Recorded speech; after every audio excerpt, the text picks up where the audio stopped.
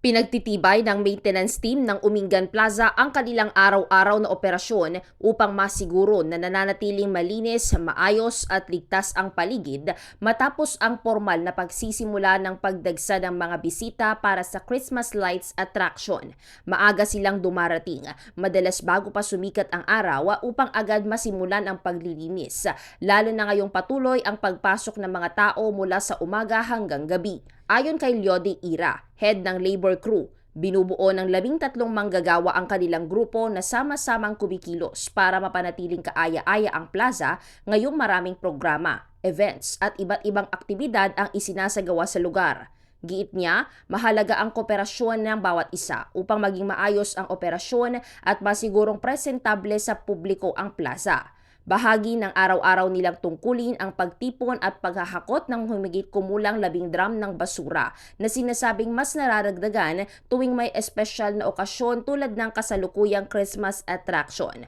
Bukod sa lugar na paglilinis, mahigpit ding minomonitor ng kanilang grupo ang mga bisita, partikular ang mga bata o menor de edad, upang maiwasan ang pag-akyat o paghawak sa mga dekorasyon at pailaw na maaring masira. Katuwang nila rito ang mga nakatalagang pulis, Public Order and Safety Office o POSO officials at grupong guardians na tumutulong magbantay at magpaalala sa mga dumadalaw na ingatan ang paligid. Sa may plaza, dito lahat, gym, auditorium, dito na po.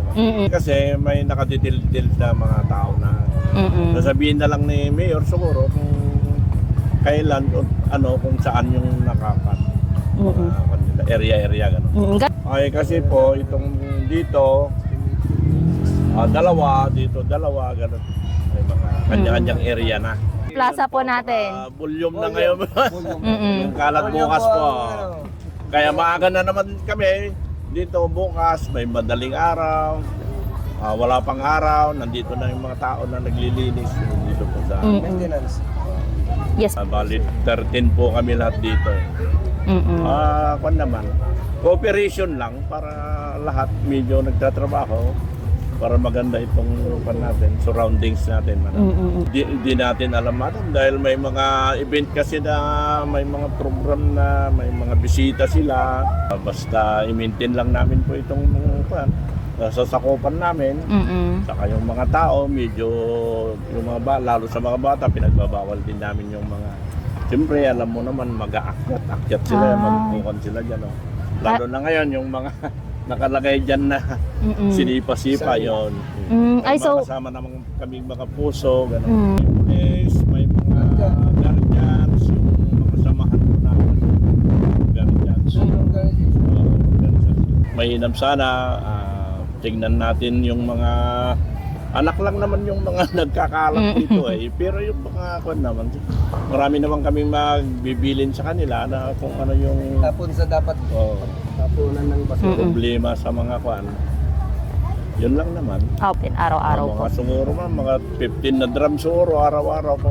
Lalo na pag ganitong mga okasyon, mas mahigit pa po. Pinaaalalahanan din ni Ira ang publiko na makiisa sa pagpapanatili ng kaayusan sa pamamagitan ng tamang pagtatapon ng basura at paggalang sa mga pasilidad ng plaza. Anya na malaking tulong ang disiplina ng bawat bisita upang mapanatiling maganda at ligtas na bisitahin ang Umingan Plaza ngayong panahon ng Kapaskuhan. Para sa programang Bombo Hanay Udugto, Patrol numero 3, Bombo Nerissa Ventura nag-uulat.